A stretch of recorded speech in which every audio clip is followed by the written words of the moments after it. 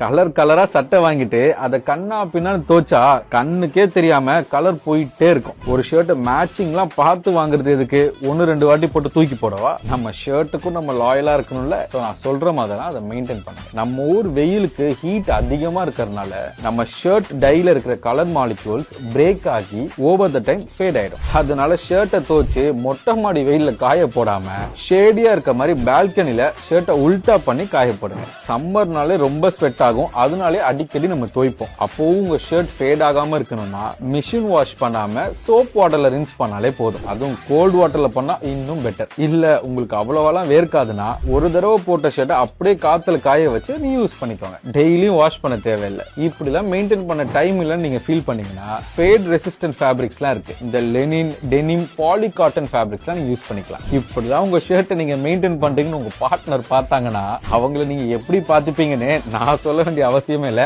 அவங்களுக்கே புரிஞ்சிடும்.